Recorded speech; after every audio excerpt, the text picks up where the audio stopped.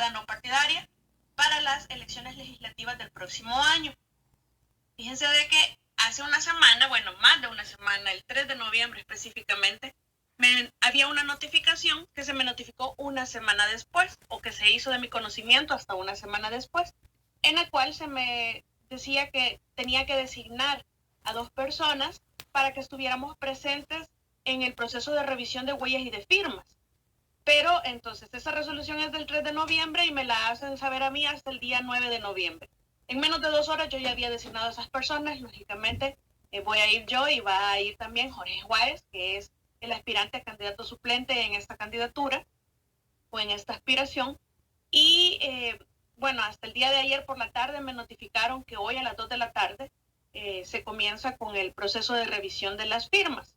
Hay un tema muy importante sobre este proceso que quiero que quede bien claro desde hoy para que se sepa cómo es la defensa hipócrita de nuestra democracia en El Salvador.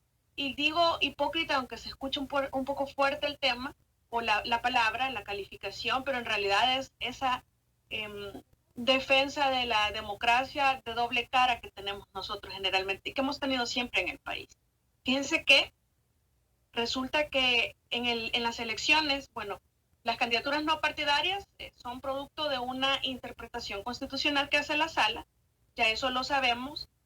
Podemos entrar a la discusión que si atendiendo a la literalidad, entonces es una reforma en realidad a la Constitución lo que se ha hecho a través de esta interpretación, pero el caso es que las candidaturas no partidarias están reconocidas a través de la jurisprudencia. Hay un mandato en la sentencia 59 del 2014 constitucional, es decir, del máximo intérprete de la Constitución. Aquí muchos hemos dicho siempre que podemos no estar conformes con las resoluciones de la Sala de lo Constitucional de la Corte Suprema de Justicia, pero respetamos las resoluciones. En esa sentencia se le encomienda de forma muy clara a la Asamblea Legislativa que legisle en términos de igualdad y que no implique ningún tipo de discriminación ni de imponer ningún tipo de, llamémoslo, de trabas o de impedimentos que sean injustos, que no sean proporcionales, que no estén justificados, que no sean acordes a lo que se pretende legislar, que significa una potestad para el ciudadano de poder acceder a ser sujeto de ser votado. Es decir, que se tenía que regular de una forma que se respetara la misma Constitución y la verdadera posibilidad de los ciudadanos de participar en la política del país para que haya pluralismo político. Yo sostengo que los no partidarios somos la expresión de las minorías en nuestra coyuntura actual, en la democracia actual, y es de esa forma que en el 2018, cuando estaban los candidatos o los aspirantes a candidatos no partidarios, el Tribunal Supremo Electoral creó, por no decir se inventó, creó una prohibición que no existía ni en la Constitución para los aspirantes a diputados, ya lo hemos hablado, artículo 127 de la Constitución, ni tampoco en el decreto 555, que es el que regula la participación no partidaria de ciudadanos para aspirar a candidaturas legislativas, ni tampoco en la jurisprudencia, es decir, en todas las sentencias que regulan este tipo de participación ciudadana. Y esa prohibición que se inventó o que creó el Tribunal Supremo Electoral consistía en que un mismo ciudadano no puede serlo respaldante de más de un aspirante a candidato no partidario. Es decir, si yo soy aspirante, pues una misma persona no me puede respaldar a mí con su firma y a la vez respaldar a más aspirantes a candidatos no partidarios. Esa prohibición no existía en ninguna parte. El tribunal la creó. De forma que uno de los aspirantes se amparó ante la sala y la sala le ordenó. Fíjense que el fundamento de la sala es tan lógico, es tan obvio que en realidad uno se queda pensando a veces qué es lo que pasa aquí. Pero en el fundamento de la sala claramente le dice al tribunal, no hace sentido que se prohíba el respaldo común de un ciudadano hacia varios aspirantes si a la hora de ejercer el voto, los ciudadanos todos podemos cruzar nuestro voto entre partidarios y no partidarios. Entonces, si se puede lo más, ¿por qué no se va a poder lo menos? Es más, todavía las personas podemos, se ha reconocido también en la jurisprudencia, respaldar la creación de un partido y de otro partido y de otro partido y de todos los partidos que nazcan y que decidamos respaldar su nacimiento, porque en algún momento el tribunal también entendió que ese respaldo implicaba una afiliación automática, lo cual es falso, dijo la sala ya. Eso no implica una afiliación automática, pero en realidad lo que han hecho con los no partidarios es un símil de esa situación. Están diciendo de que por respaldar una firma, pues ya no puede respaldar otra, porque dice el tribunal que eso es un fraude al elector. Ya vamos a llegar a eso.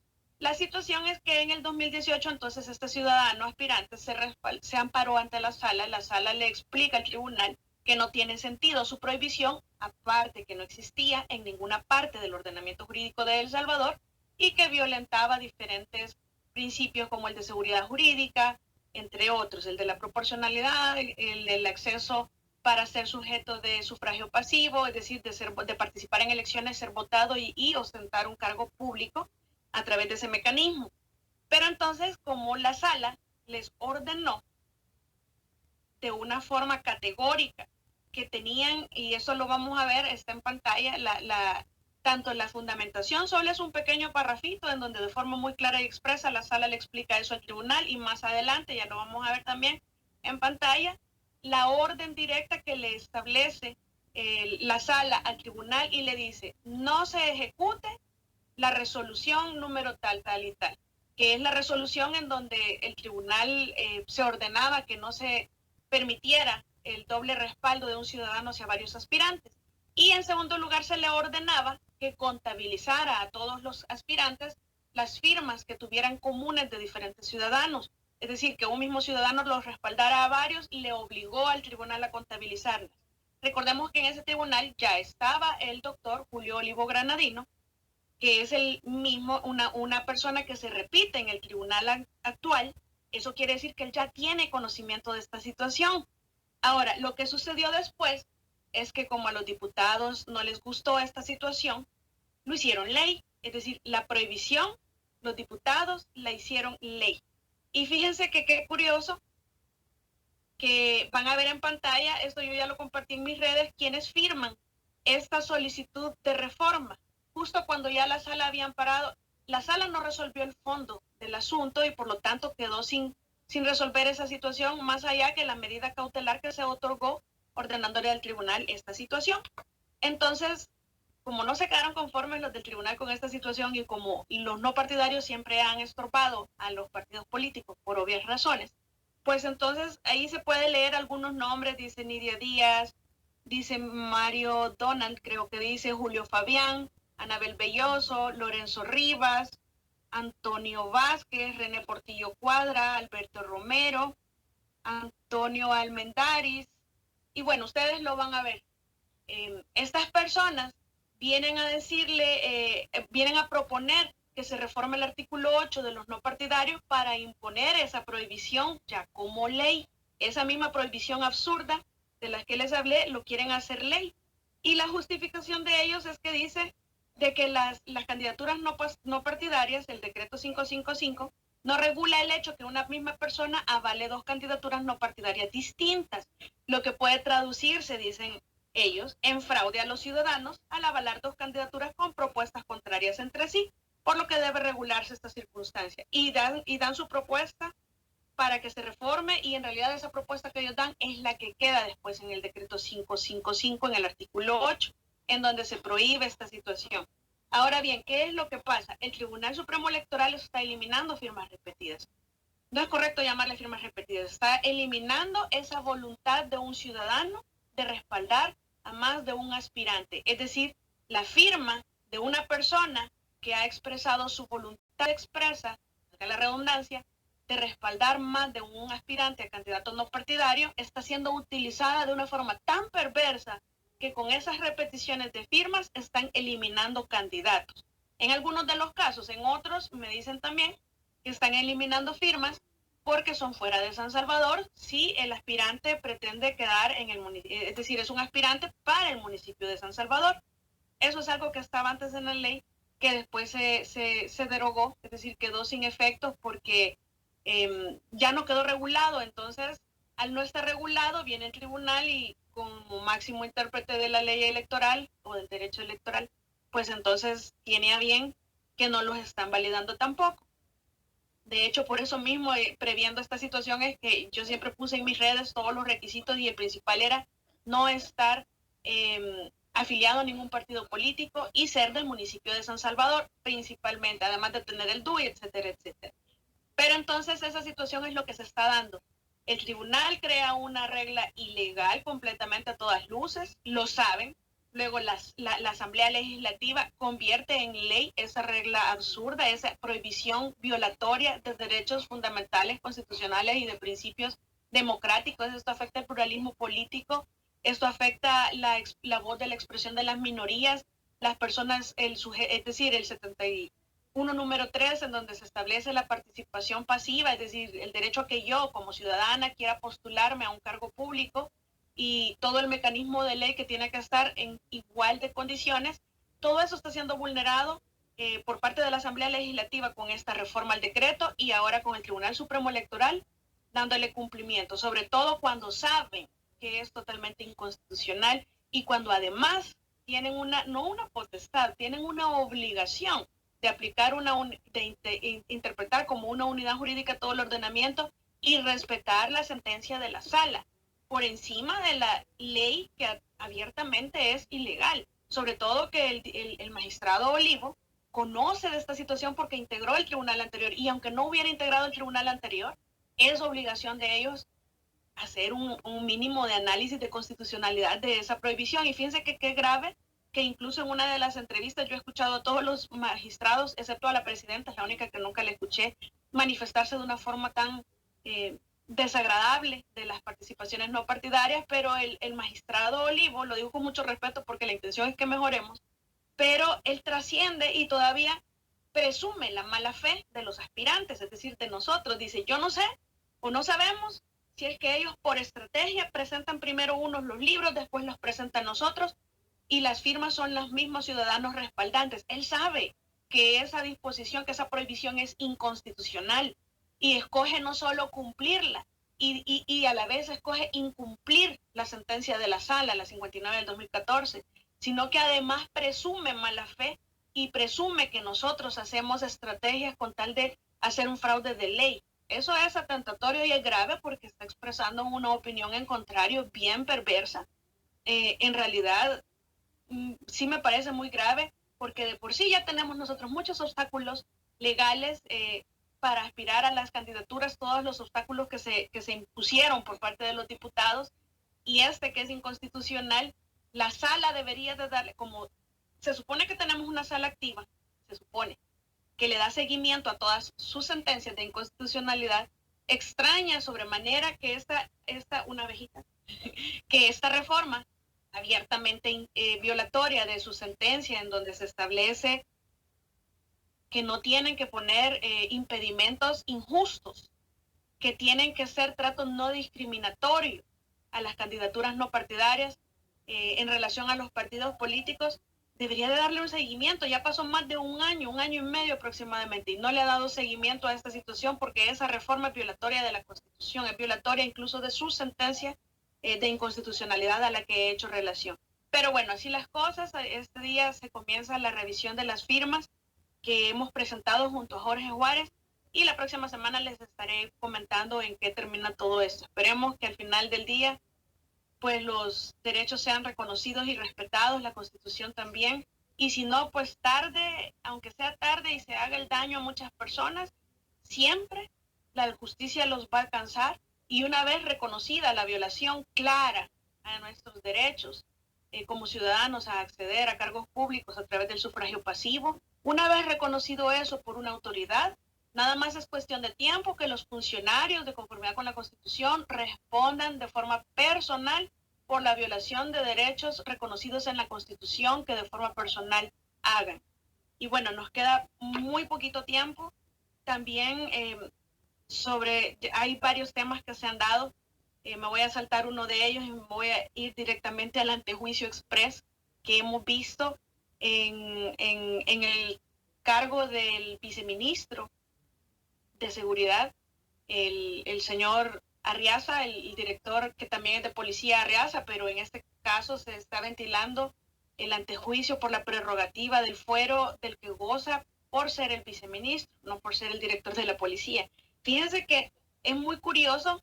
Obviamente ya sabemos que hay, como siempre, justicia selectiva en El Salvador, pero ¿quién sale ganando en todo esto? Yo creo que esto fue una especie de celada, una especie de trampa, y la Asamblea creo que mordió el anzuelo. Me parece que, es decir, como la interpelación no les dio fruto, porque la Constitución establece en el 131 de los últimos ordinales, 37, 38, no recuerdo, que para que sea vinculante una decisión de destitución en las carteras de seguridad pública y del organismo de inteligencia de Estado, tiene que ser grave violación a los derechos humanos.